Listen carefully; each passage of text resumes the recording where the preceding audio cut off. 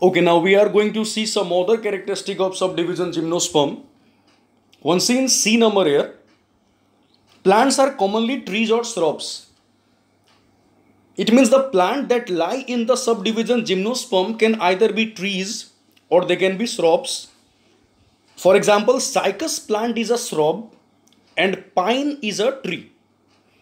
See in D number here, the stem is usually stalk on branched and carries long leaves.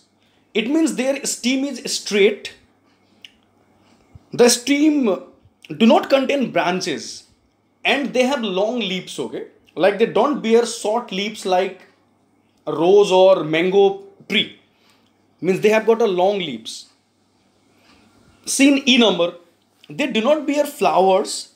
Their reproductive organs are in the form of cones.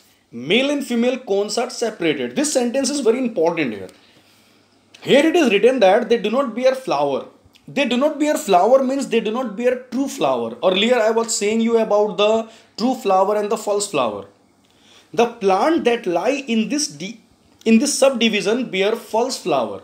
And those false flower which are also known as cone act like their reproductive organ. And these cones are unisexual. It means either the cone can be male or they can be female. F number. Their seeds are naked and not enclosed in fruits. Since they bear false flower develops into the naked seed. Similarly, true flower, I was saying about the true flower earlier, like the flower that we see normally. They are the true flower. And true flower develop into the clothed seed. So clothed seed means, for example, mango seed is the example of clothed seed. And naked seeds are present in the plants that lie in the subdivision gymnosperm. G number. They possess vascular tissues that is xylem and phloem. Remember, all the plants that lie in the division Tracheophyta possess vascular tissue that is xylem and phloem. H number. Gymnosperms are described as phanerogames without ovary. Phanerogames means here the flowering plants. Remember here, okay? Like simple way ma भन्नु पर्दा phanerogames भनेको flowering plants हो. अनि अघि मैले एउटा word use गरेको थिएँ क्रिप्टोगेम्स भनेर. क्रिप्टोगेम्स भनेको नन फ्लावरिङ प्लान्ट्स हो. सो डिभिजन ट्रेकियोफाइटामा जम्मा 3 वटा सब डिभिजन छ. सबभन्दा पहिला जुन हामीले सब डिभिजन टेरिडोफाइटाको बारेमा पढेका थियौँ त्यो चाहिँ त्यहाँ चाहिँ क्रिप्टोगेम्सहरू छ. क्रिप्टोगेम्स भनेको सब डिभिजन टेरिडोफाइटामा जति पनि प्लान्ट्सहरू छन् त्यो सबै प्लान्ट्सहरू नन फ्लावरिङ प्लान्ट्सहरू हुन्. त्यसरी नै अहिले हामी जुन सब डिभिजनको बारेमा पढिरहेका छौँ सब डिभिजन जिम्नोस्पर्म अनि यो टपिक पछि जुन सब डिभिजनको बारेमा हामी पढ्छौँ सब डिभिजन एन्जियोस्पर्म, यो दुईवटै सब डिभिजन्सहरूमा जुन प्लान्ट्सहरू छन् यो प्लान्ट्सहरूलाई फेनेरोगेम्स भनिन्छ. यानी कि यिनीहरू फ्लावरिङ प्लान्ट्सहरू हुन् नो. तर सब डिभिजन जिम्नोस्पर्ममा जुन टाइपको फ्लावर हुन्छ यो चाहिँ फल्स फ्लावर हो. फल्स फ्लावरलाई कोन पनि भनिन्छ. अनि फल्स फ्लावरबाट जुन सिड प्रड्युस हुन्छ त्यो चाहिँ नेकेड सिड हो.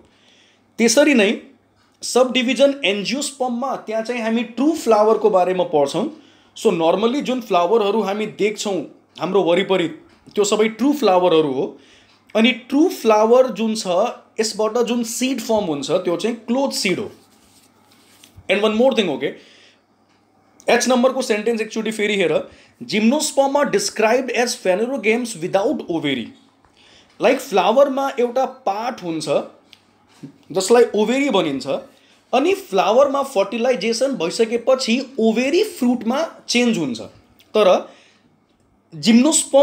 जिम्नोस्पर्ममा जति पनि प्लान्टहरू छ, लाइक यो सब डिभिजन जिम्नोस्पर्ममा जति पनि प्लान्ट्सहरू छन् यो प्लान्ट्सहरूसँग फल्स फ्लावर हुन्छ तर त्यो फल्स फ्लावरमा ओभेरी हुँदैन.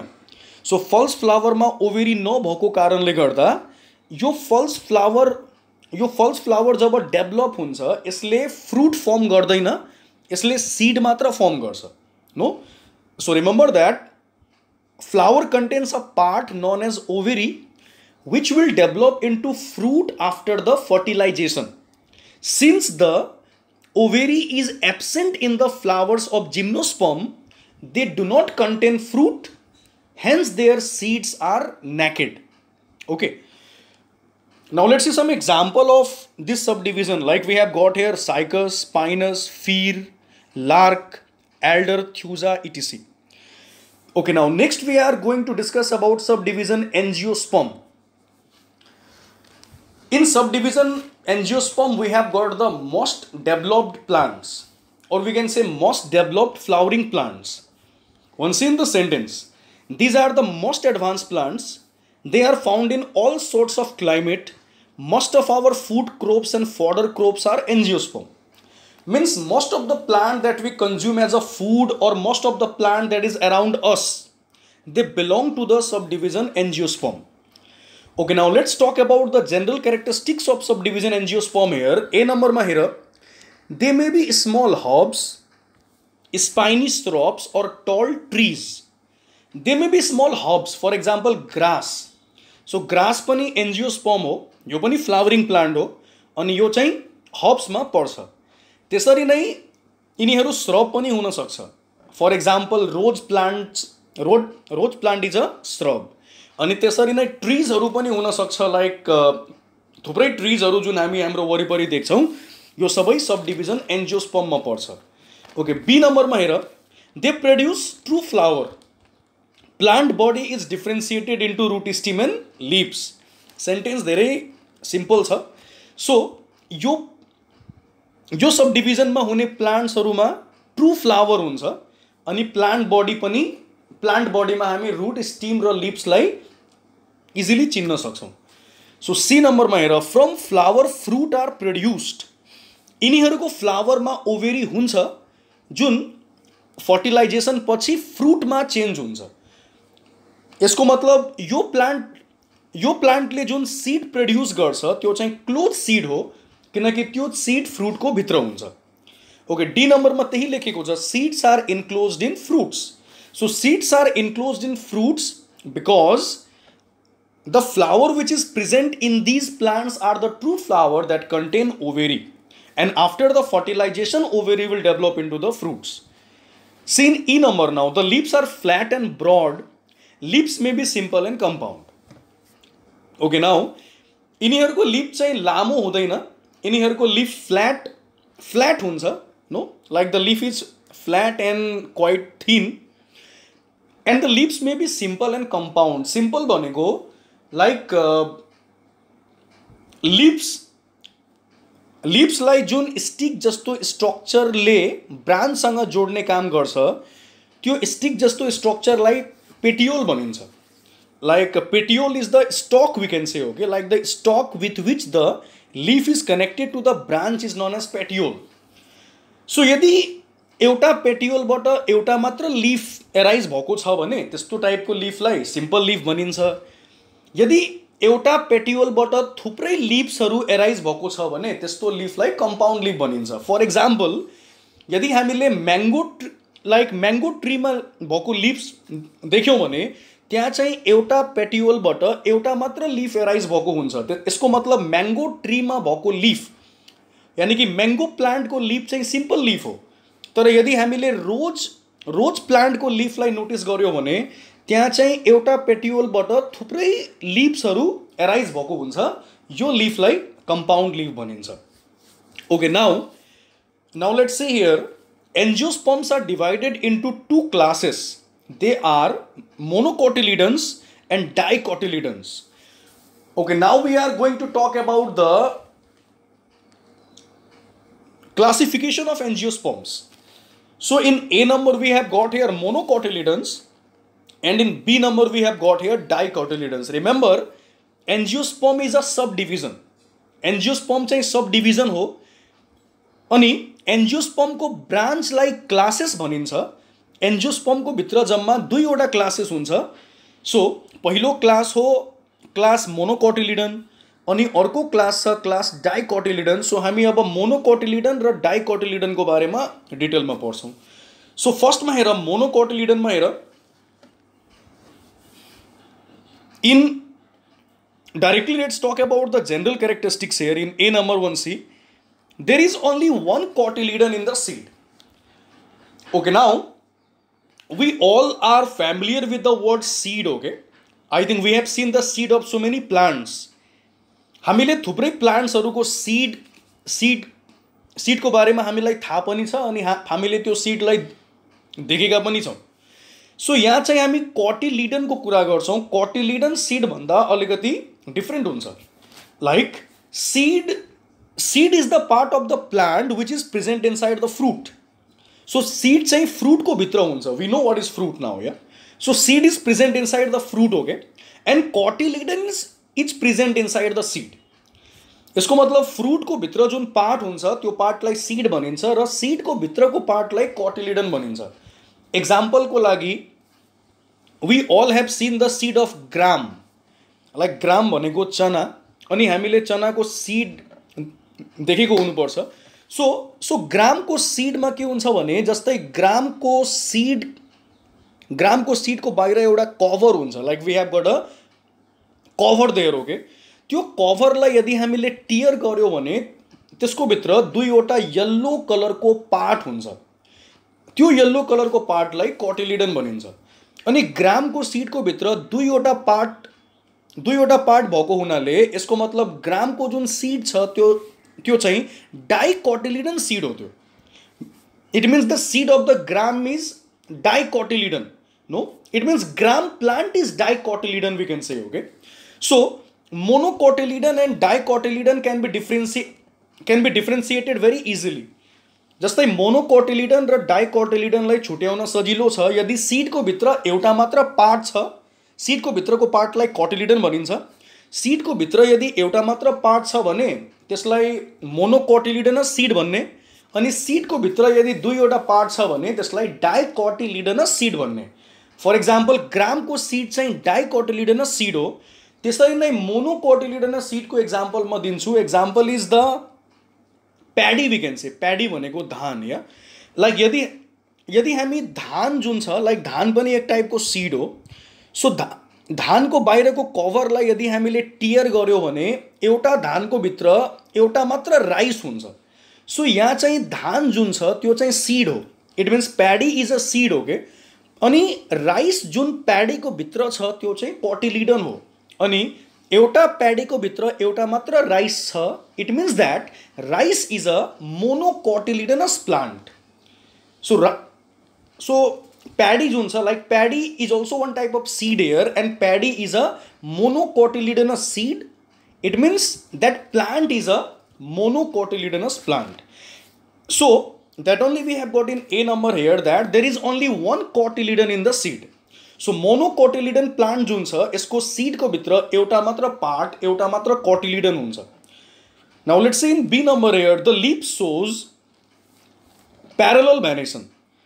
Parallel venation means venation भनेको leaves मा जस्तै like in the leaves no we will see several linings are there. Okay, like यदि हामीले कुनै leaves लाई राम्ररी देख्यौं भने त्यहाँ चाहिँ थुप्रै लाइनिङ हरू हुन्छ.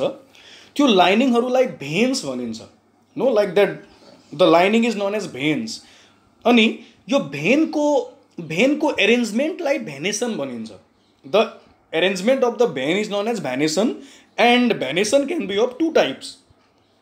One is the parallel venation and second is the reticulate venation. Parallel venation you will see in the monocotyledonous plant. For example, maize leaf. Like maize plant को leaf यदि हामीले देखेका छौं भने त्यो leaf मा जुन टाइप को भेन को arrangement छ त्यो भेन को arrangement लाई parallel venation भनिन्छ. अनि अर्को चाहिँ mango plant को leaf. Like mango plant को leaf लाई यदि हामीले carefully देख्यौं भने mango plant को leaf मा जसरी भेन्सहरु अरेन्ज भएको हुन्छ त्यस्तो टाइपको अरेन्जमेन्टलाई रेटिकुलेट भेनेसन भनिन्छ. Okay, now let's see in C number here they have adventitious root or fibrous root. So we know that root can be of two types. The first is the fibrous or the adventitious root and second is the tape root.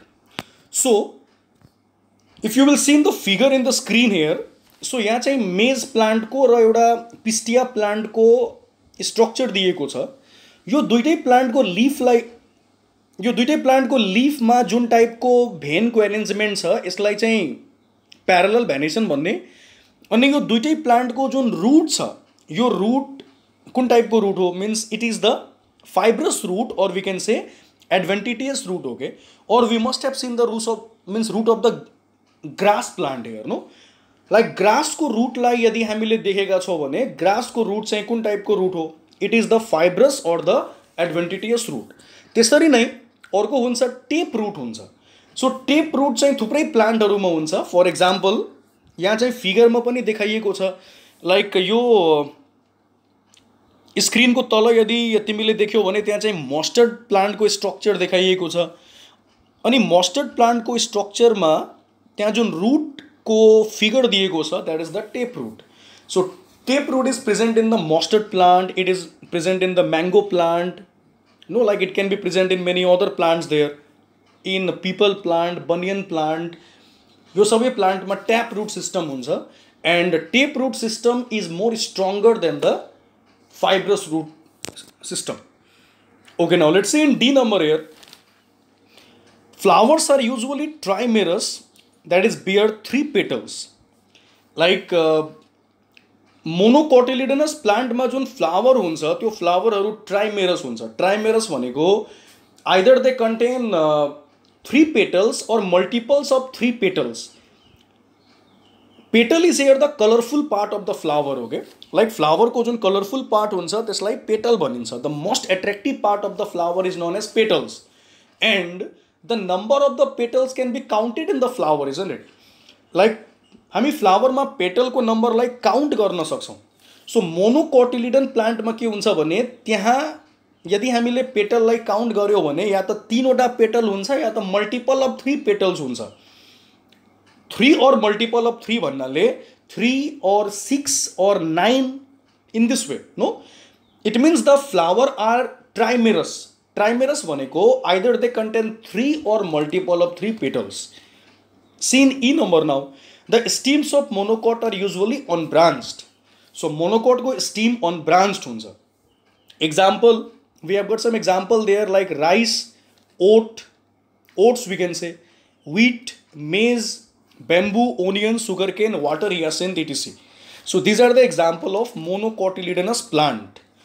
Okay, now we are going to talk about dicotyledonous plant here now. So यसको पनि general characteristic मा A number मा हेर there are 2 cotyledons in the seed. So यो मैले अघि पनि explain गरेको थिए कि यिनीहरुको सीड को भित्र दुईवटा cotyledon हुन्छ। यसको एक्जाम्पल छ ग्राम को सीड यसको एक्जाम्पल हो। त्यसरी नै P लाइक मटर यदि लाइक मटर को बाहिर को कवर यदि हामीले टियर गर्यो भने त्यसको भित्र पनि दुईवटा कोटिलिडन हुन्छ। यसको मतलब पी पनि डाइकोटिलिडनस प्लान्ट हो। So now see in B number here the leaves show reticulate venation. So venation भनेको arrangement of the veins on the surface of the leaves. अनि लाइक मस्टर्ड प्लान्ट और mango plant और rose plant यिनीहरुको लीफलाई यदि हामीले carefully देख्यौं भने त्यहाँ भेनहरु जसरी arrange भएको हुन्छ त्यो चाहिँ रेटिकुलेट भेनेसन हो।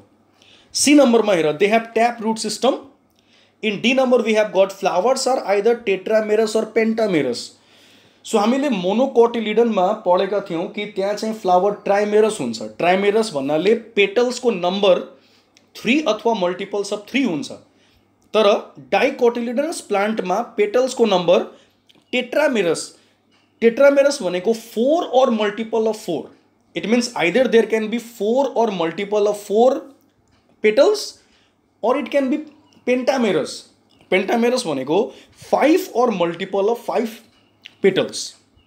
Okay, so in E number we have got here the stems of dicotyledon are erected and branched. इसको जो स्टीम हुन्छ लाइक डाइकोटिलिडन को स्टीम स्ट्रॉन्ग हुन्छ। They are more stronger than the monocotyledonous plant and they are branched as well. So the example of dicotyledonous plant are mustard, mango, rose, peepal no like these are the examples of dicotyledonous plant. So today we have completed plant kingdom. On the next class, like in the next class when we will meet now, there we will be discussing about the animal kingdom in detail. So your work is to revise the topic and to complete the homework which will be given now. It's okay for now. Thank you.